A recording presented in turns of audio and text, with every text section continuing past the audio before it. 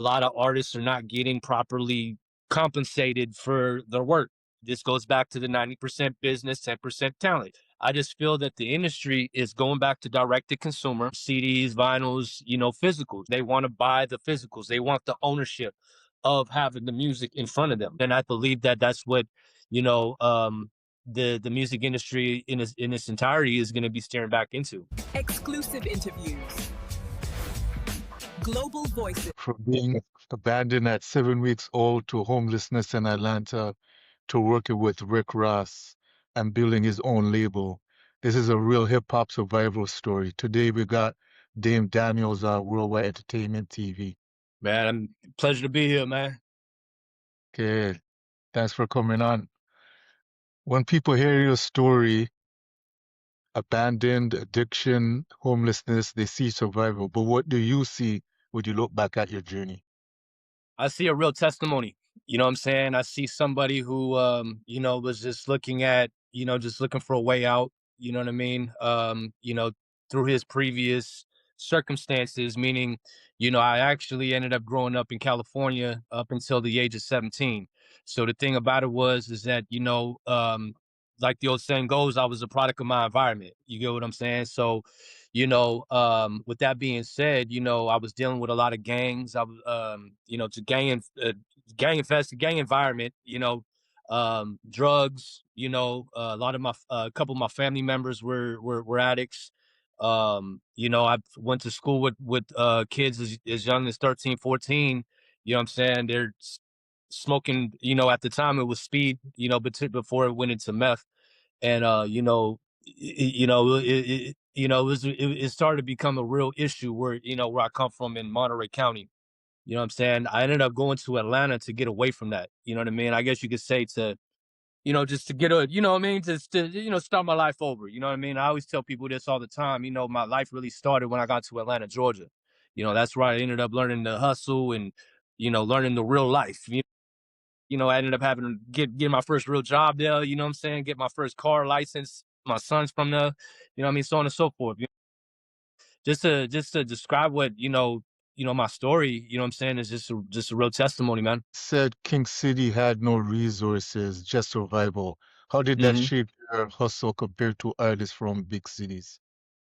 Well, King City, a lot of people, it's crazy that, a lot of people don't even know too much about King City, even people from the West Coast, you know what I mean? Because it's so small, right? So, King City, we located in Monterey County, right? When I was there, you know what I'm saying, it was probably like maybe anywhere between 10 to 12,000, And the thing about it is that, like I said, it's very gang, influenced, very gang infested, you know what I'm saying?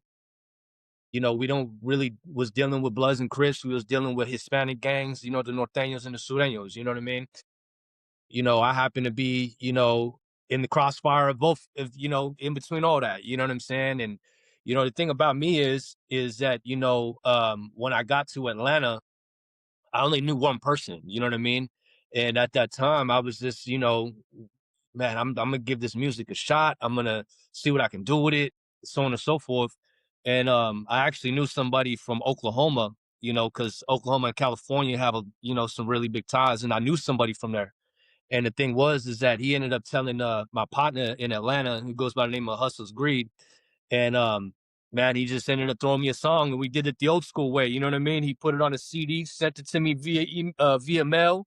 And I did my thing to it. You know what I'm saying? This is probably 2001. You know what I mean? So from then on, you know what I'm saying? I've just been going back and forth. You know what I mean? Just learning the learning the hustle, understanding the culture.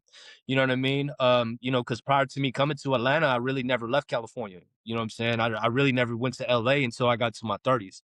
You know what I mean? Because I was always in Central California. You know what I mean? And I was very closed off and very sheltered.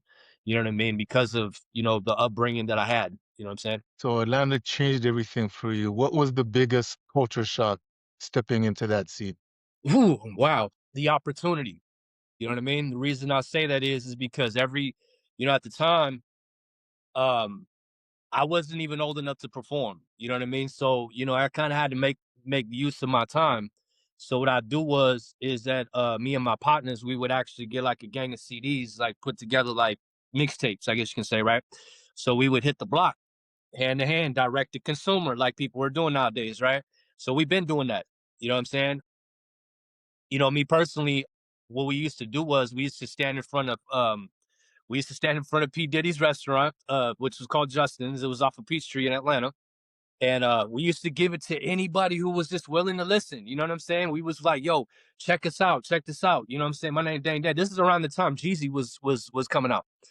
And it was just crazy because it was just like, man, just learning the value of networking, because at the end of the day, your network is your net worth. You get what I'm saying? And me personally, like that's how I learned how to network, was being in Atlanta and just understanding the importance of networking. You get what I'm saying?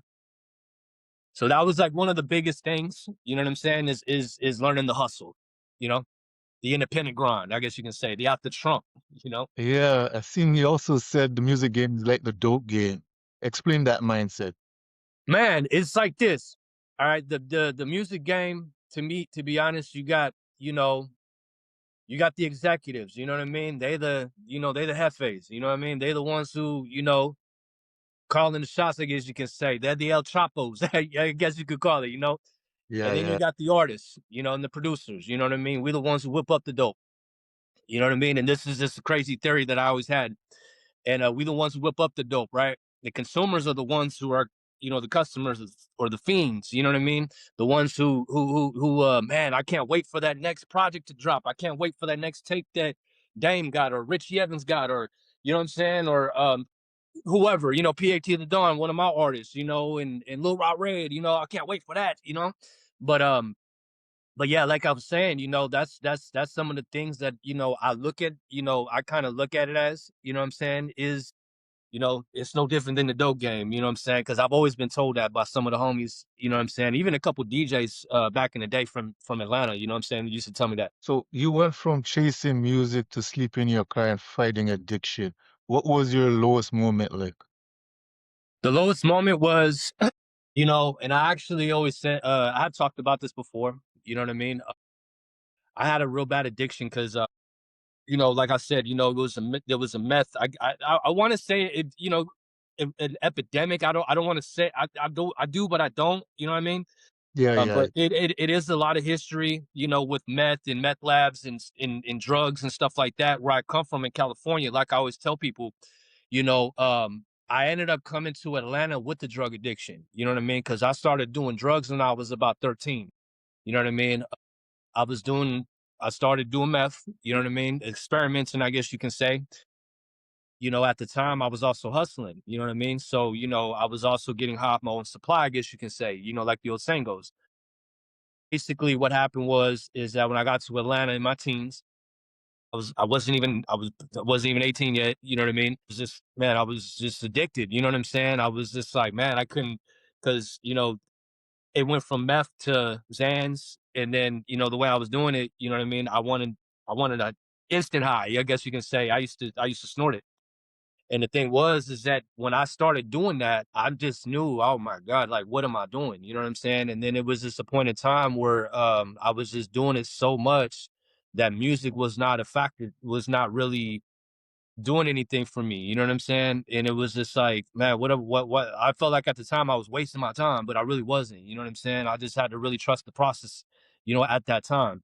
You know what I mean? So I ended up overdosing twice. Once was 12 days before my son was born in 2008. I ended up overdosing on 36, it was a 36 to 37 type of Zans. And then I was just on some other type of substances as well. You know what I mean?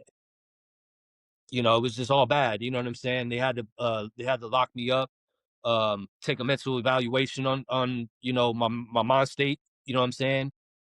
It was really hard at the time, you know what I mean? It was just really difficult, for myself to really understand, like, I have a real problem. And the first thing that I had to really do if I wanted to recover is to admit that I have a problem. You know what I'm saying? Because for a long time I was like, man, I'm just hard-headed ass young dude, you know what I'm saying, in Atlanta, no family around, so on and so forth. You can't tell me what to do. You know what I'm saying? I had to learn the hard way, man. Like for real. You know what I'm saying? I had to really learn the hard way. So Yeah, you said your son saved your life. What he changed sure did, mentally? man. Yeah, he sure did. Because what it was is I'm gonna tell you a story. You know what I'm saying? I actually came to back to Georgia in 2013. You know what I mean? This is before I ended up getting custody of him. And I remember I went to a school to go pick him up one day, and it was about, I think it was Thanksgiving. You know what I mean? And he ended up, they had a little school project, and he was like in kindergarten at the time. And said, "What was you thankful for?" And it said, I was looking at the wall and the doors with all the kids and what they were thankful for. My son, I look at it and it said, "My dad." You know what I'm saying? I was like, "Oh man, I got to make some changes." You know what I'm saying? I gotta step my game up. I gotta, really not fail him anymore, because at the time when I was so messed up, mentally and not all the way there, you know what I'm saying? I felt like I failed him then. You know what I'm saying? Now it's just like, man, I felt like God was giving me a second chance, and redeeming myself, for redemption, and being able to be a father, and being able to break the cycle that, I once went through as a child, you know what I'm saying, as a baby or whatnot. So you've been 16 years sober. What's the biggest misconception people have about addiction? Man, the biggest misconception, you can relapse at any moment. You know what I'm saying?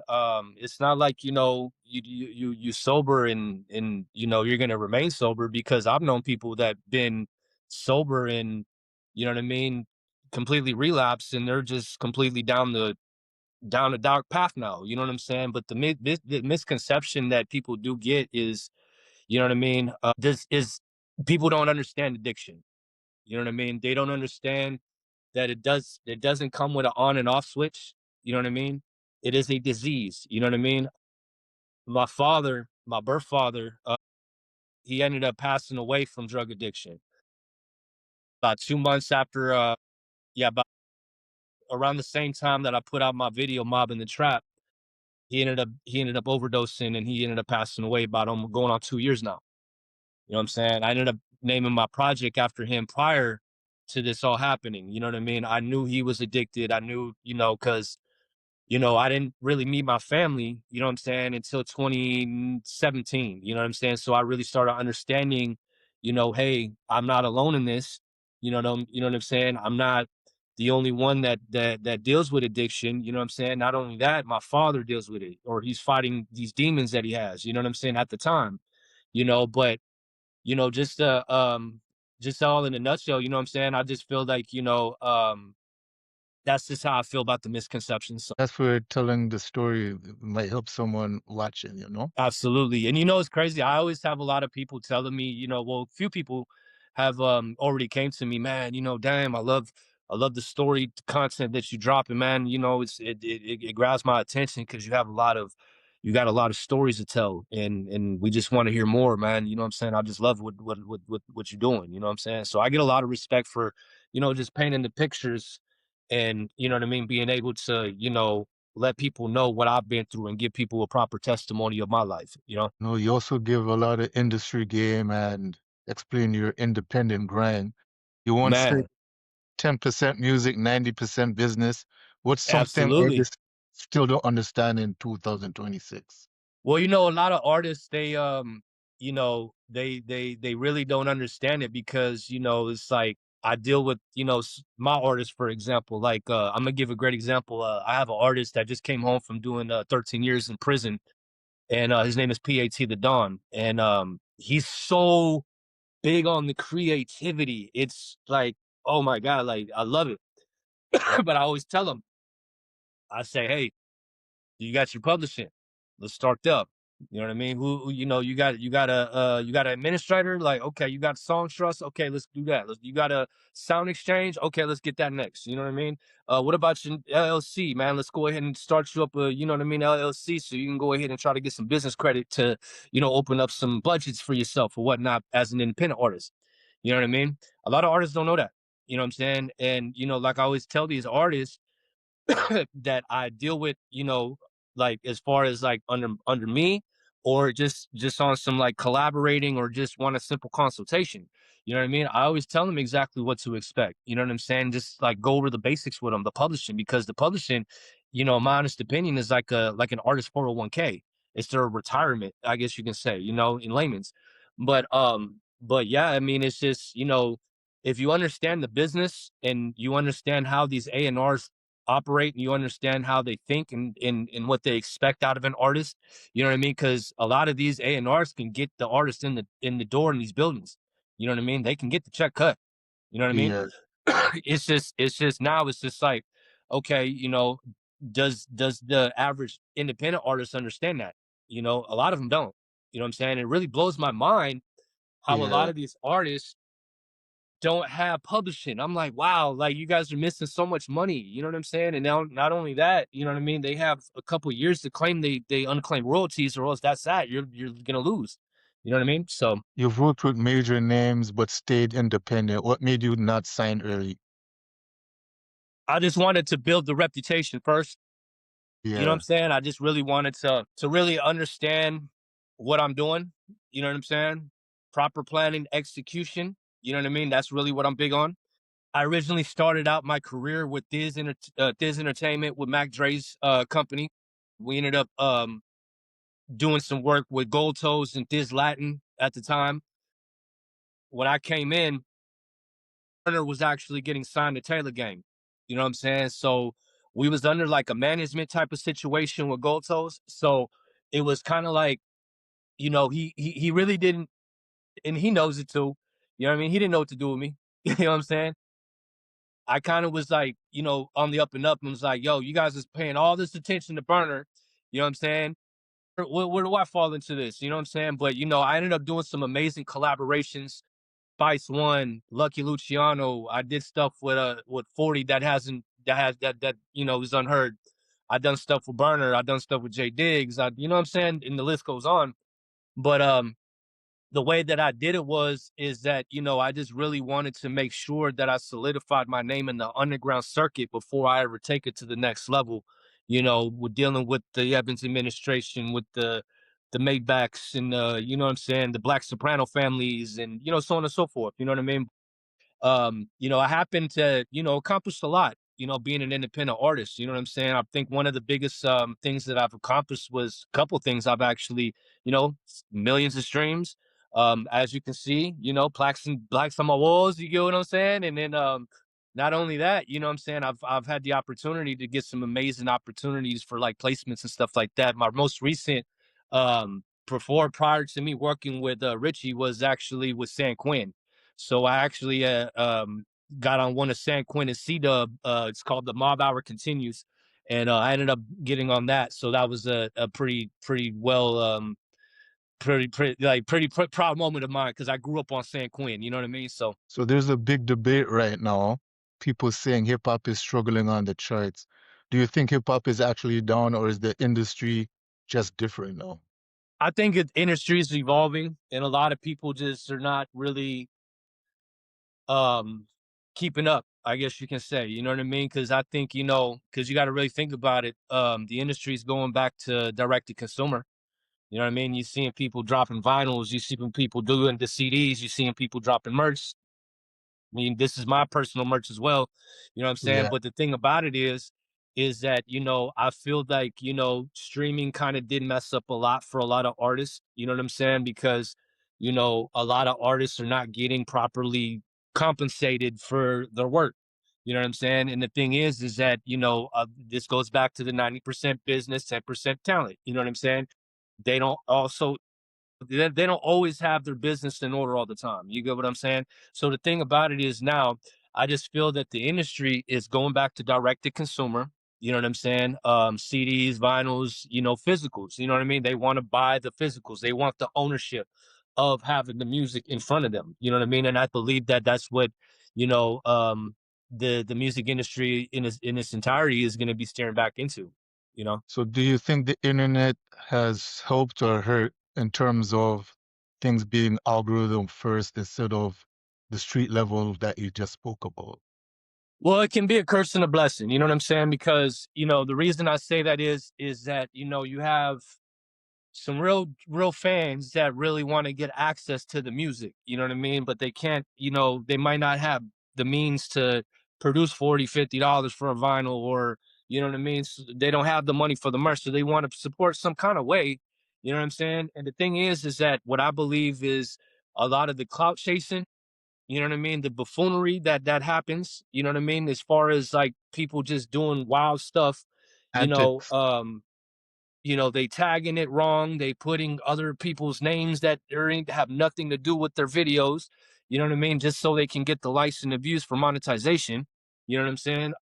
Me personally, I believe that it really depends on, what route, an artist is willing to go as far as like, do they want to like just be straight music, or they want to do music slash podcasting, or do they want to, you know what I mean? Like, it just really depends, you know what I'm saying? But on the flip side too, there's a lot of great creators out there too. Like, I'm not even, going to sugarcoat it. You know what I'm saying? I think there's quite a few of them that really help the artists out, trigger the algorithm. You know what I mean? I'm not really a really much of a TikTok person, you know what I'm saying? I've had, several pretty decent posts, I guess you can say, but you know what I mean? It just really depends on how you use it, you know what I'm saying, to really monetize and capitalize on what an artist is doing and what they're wanting to accomplish. Flip side of that, hip hop is getting honored at the Rock Hall of Fame this year.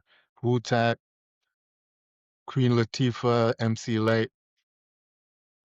But I seen Method Man come out and say that he felt New Edition got snubbed this year. Do you think hip hop and R&B legends get proper respect in the industry? I think lately they have been, you know what I mean? I think lately it's just been a fight, uphill battle, you know what I mean? Just to get the respect, you know what I'm saying? And not only that, you know what I mean? Me being a Hispanic artist, I know, within the last couple years, you've been having guys like Peso and Lefty Gunplay, they've been getting Grammys on being on the Kendrick Lamar album. They're Hispanic artists, I just feel that, again, I feel like hip hop is evolving, as it should. It's changing for the better. I think they're trying new things. I think, again, they're going back to direct to consumer. I believe, honestly, that CD stores and record stores are going to be a thing again. Um, I think a lot of things are going to change in the next couple years, hopefully for the better. Do you feel today's artists study the history enough? What was that? Do you feel artists today study the history of the business enough? I feel they need to. You know what I mean? I feel they need to. I mean, it really depends because I know I'm in Little Rock, Arkansas right now. That's where I live at right now. The thing is that when I meet an artist out here, you know what I mean? They don't really know too much about what to expect when, in the amount of work that comes with being an independent artist. You know what I mean? Whereas, like, if you have, there's an artist out here, be Fat, for example. You know what I mean? He's a signed artist under Moneybagg Yo, and he has a machine. So like, like I always tell him, like, there's a difference between, having being an independent artist and you're doing this yourself, and you have a machine behind you. You know what I mean? When you got that extra push, and that extra money and that extra budget, you know what I'm saying? Sky's the limit for that artist. The Michael Jackson biopic is a big topic and buzz right now. But And I yeah, get the artists could learn a lot from the biggest artists. What does absolutely. MV represent to artists like you? Say that last part again. What does Michael Jackson represent to artists like you? Man, a lot of influence, you know what I mean? Because that's one thing that I always, like I always strive to be, you know what I mean? I try to be, the influence, the positive influence that, the young Hispanic kid, or just the young kid in general, that's just, wanting to, do better for themselves, you know what I mean?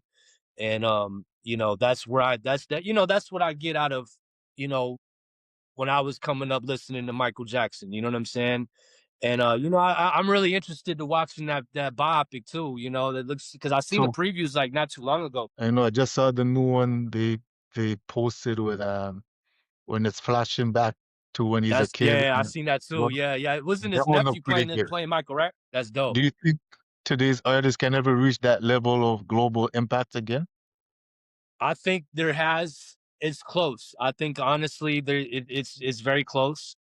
there's a lot of people been saying Chris Brown is the new Michael Jackson. You know what I mean? That's a talented brother right there. You know what I'm saying? I love his performances, and I'm a fan of his music. I'm a fan of his work.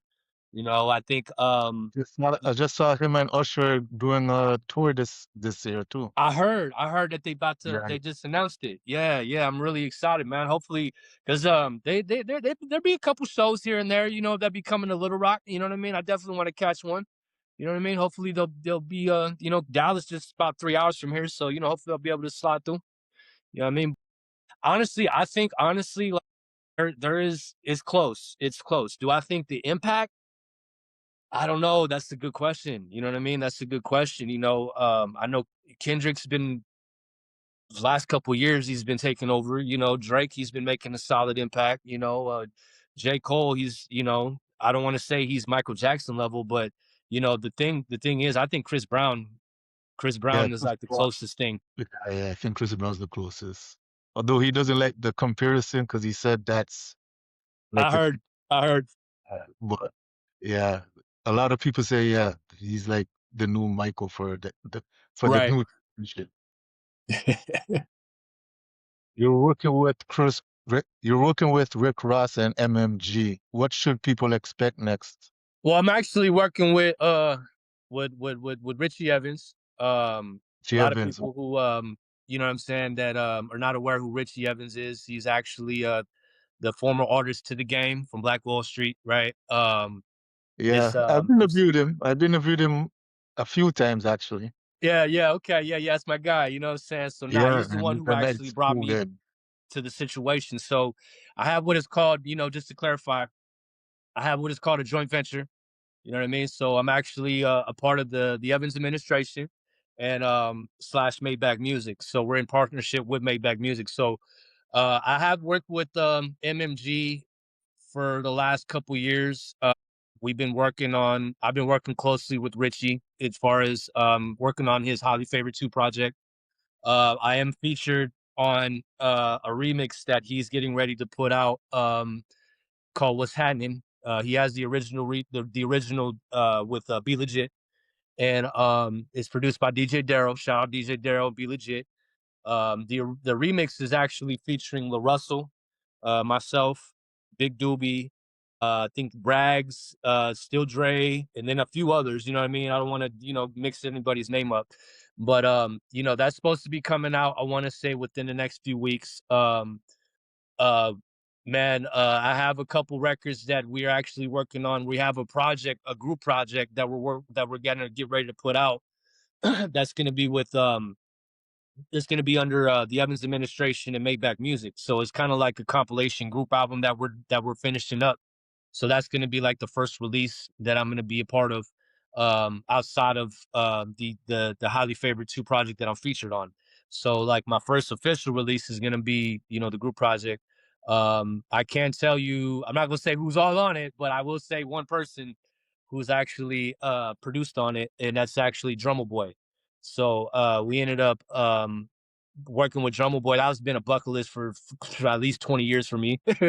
Shout out Yeah, Drummer Boy. You know what I mean? Memphis, what up? You know what I mean? So, but nah, it was a really real honor, being able to get on records like that, and being able to say, hey, I got a project in the works with MMG and TEA. You know what I'm saying? But nah, that's yeah, what I got coming up. And then not only that, I got my album that I got on the way. I do have a remix for my Mob in the Trap song that I got with Princess that we're actually going to be putting out under TEA and MMG, that I yeah, have featuring Young Dro. You know what I'm saying? So I got a record with Young Dro as well. That's going to be coming out. So you guys look out for that. As far as the impact, that's really what I'm looking at. You know what I'm saying? Just making a solid impact, being able to get on a big enough platform and a big enough stage so I can tell the story, you know what I'm saying? And being able to get to the masses and being able to make the solid impact and solidify my legacy as it should be, you know what I'm saying? Because like I just messed around with people, you know what I mean? Like my cousin is actually Richie Valens, the rock singer, the behind La yeah, Bamba and things like that, right? So my whole thing is that I want to be able to not just be under his shadow, whatever, you know what I mean, be able to create my own legacy and yeah. make my the impact the way that I want to make it. So funny because just before the interview here, I just saw the Selena clip when Oh, she is was that doing right? Billie Jean. It was kind of funny because she said she's doing Janet's brother's song. Like she That's didn't hard. say yeah, and everyone was saying that's so funny that she said Janet's brother. That's dope. So if someone watching this is going through what you went through, what's one thing you would tell them? Man, just keep your head up. You know what I mean? Stay prayed up. You know what I mean? I know it just sounds super cliche. You know, there's somebody out there that loves you. You know what I mean? Anytime, and I've had several people and several fans, reach out to me, and give me that testimony, you know what I'm saying? And we spoke privately, and I have, had grown men give me, grown man tears, man, and telling me how grateful that, they heard a certain record that I had with Chris Calico, for example. And he's like, man, that put me in tears, man. This man, that's my favorite song, man. And I just hear the stories from people, and that's something that I really thrive on, you know what I'm saying? That's one of the things that I really big on, just you know telling my fans, and you know what I mean, and just letting other artists know, man, like, if you guys ever going through something, you know what I'm saying, like, I'm always willing to listen, if I'm willing to, you know what I'm saying, if I see, if somebody reaches out to me, you know what I mean? And just, tells me like it's their testimony and their story and stuff like that. Absolutely, I'll read it. You know what I mean? 9 times out of 10, I'll respond. I'm probably one of the most humblest rappers there, out there. You know what I'm saying? Like, I still do normal stuff. I still think like a normal person. You know what I'm saying? But I'm not, cocky to not, you know, give that person who needs that advice. You know what I mean? I've done it before several times. So. Well, you once said that you were the baby and Brenda's got a baby. That whole story is emotional. Could you give just a quick rundown what you meant by that? Well, the thing is that when I was first born, you know what I mean? My mother, she does live with mental issues. She has what is called mild retardation. My mother was not born that way. Make a long story short, it was an incident that happened when she was a kid. Um, Basically, my mother had me. My auntie was actually her power of attorney at the time in California. So what happened is that I found out probably like 5 years ago that my auntie, the same auntie I'm referring to, she actually lives with schizophrenia. So what happened is that she just woke up one day, got mad at my grandmother, who is her sister, and said, "You know what? This baby," she's pointing, referring to me. My original name was Manuel John Hernandez. So they were saying, "This baby right here, Manny, he is not our family. He needs to go." You know what I mean? So basically, what happened is that she took me to a social worker's office and left me there with only a t-shirt and a diaper on. And actually, that's really what happened. So you know what I mean. And I didn't get to see my mother again until I was 35. So what happened is that when I found out about that, you know what I mean, and I just understood the story and understood what exactly happened to me, you know what I mean. I just was like, man, and I started listening to Brenda's Got a Baby, you know what I mean, and just understanding the story and the paintings that Pac was painting, you know what I'm saying, over that record. And I was like, man, I relate to this so much, man, because I to this day, and this was when I started like, man, I can relate to this. I didn't even meet my mom, you know what I'm saying, until 2020. Yeah. So I was just like, man, this like that was the record that was like, man, this is the record I can actually relate to the most. Like, if people can, man, if you got a song that describes you the best, man, what would you call it? Brenda's Got a Baby? You know what I mean? You Yeah. know, it describes me the best, man. That's a fantastic story. Yeah, That's a man. good way to Appreciate as it. a good way to close the interview. But yeah. So thanks for telling us your story, man.